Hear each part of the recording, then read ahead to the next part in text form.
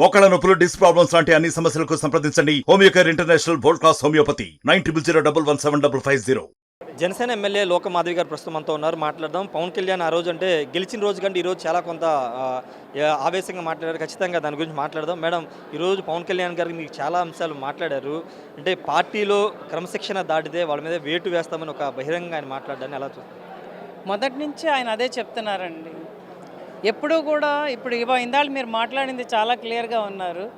వాళ్ళు ఎలాంటి కక్ష సాధింపు చర్యలు చేసినా 5 ఏళ్ళు మనం మటుకు అలాంటివి చేయకూడదు. మనం చాలా నిబద్ధతతో ఉండాలి, ప్రజల గురించి ఆలోచించాలి. ఎందుకంటే ఈరోజు ప్రజలు పట్టం కట్టారు కాబట్టి. మొదటి నుంచి జనసేన పార్టీ అంటే క్రమశిక్షణ. ఆయన మా గుండె చప్పుడు.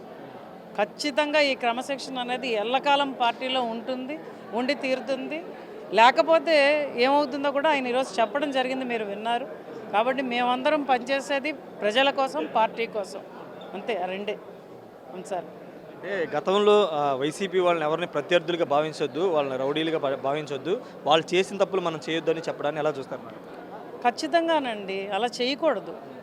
ఇప్పుడు దౌర్భాగ్యం ఏంటంటే గత 5 ఏళ్లలో నేను పార్టీల పరంగా ప్రజల్ని విడగొడుతున్నారు.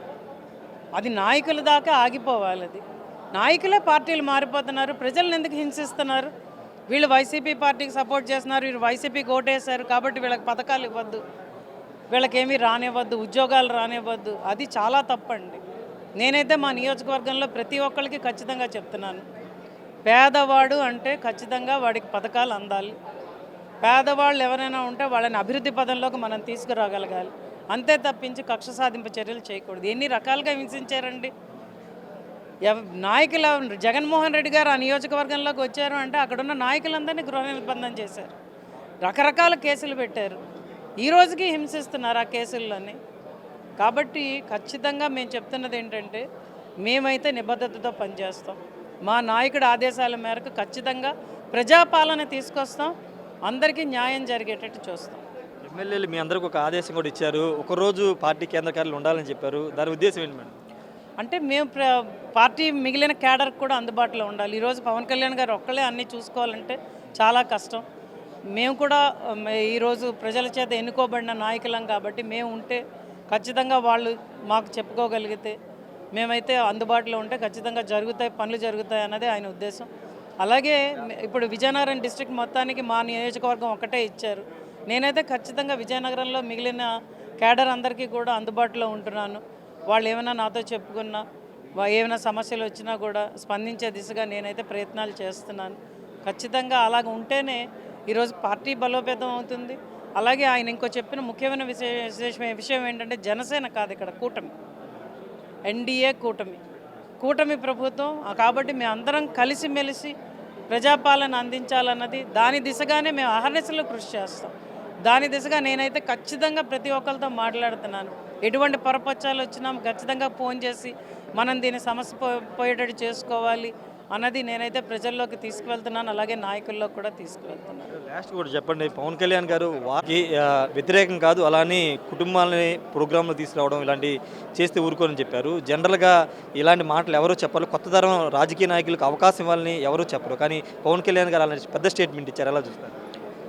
మొదటి నుంచి పవన్ కళ్యాణ్ గారు చెప్తున్నది ఒకటేనండి, కార్యకర్తలే నా కుటుంబం, వాళ్ళే పార్టీ కోసం కష్టపడుతున్నారు, వాళ్ళని నేను ఎప్పుడు విస్మరించనని ఆయన చెప్తారు.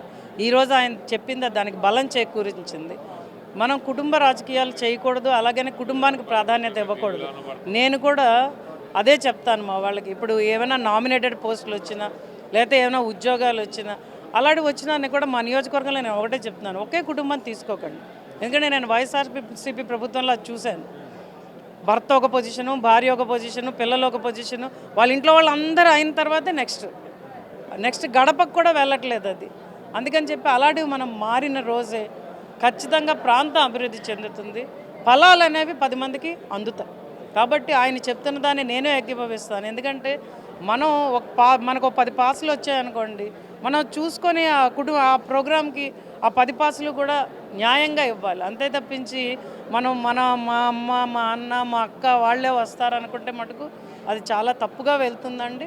దాన్ని ఎప్పుడూ ఆయన ఎంకరేజ్ చేయరు, నేను కూడా దాన్ని ఎప్పుడు ఫాలో అవ్వనండి. Thank you madam. ఖచ్చితంగా పవన్ కళ్యాణ్ ఏదైతే చెప్పారో అది 100% నిజం చెప్తున్నారు. వారసత్వ రాజకీయాలు ఉండాలి, కానీ కుటుంబం మొత్తమే మా నియోజకవర్గంలో మొత్తం వాళ్ళే కావాలి, వాళ్ళే అన్నీ చేసుకోవాలంటే అది కుదరదు. కొత్త రాజకీయం రావాలంటే పవన్ కళ్యాణ్ చెప్పినట్టుగా అందరికీ అవకాశాలు కల్పించాలని చెప్తున్నారు. ప్రజలు ఏం కావాలో, ప్రజలకు ఏం చేయాలనే దానిపైన పవన్ కళ్యాణ్ ఒక క్లారిటీతో ఉన్నారు. ఆ క్లారిటీతో ముందుకు వెళ్తారని కూడా లోకమాధవి చెప్తున్నారు. Camera person విజయ్తో Rayesh RTV Mangalagiri నుండి. మరిన్ని వీడియోస్ కోసం ఛానల్ ని సబ్స్క్రైబ్ చేయండి, లేటెస్ట్ అప్డేట్స్ కోసం వాట్సాప్ ఛానల్ ని ఫాలో చేయండి అండ్ లింక్ డిస్క్రిప్షన్ లో ఉంది.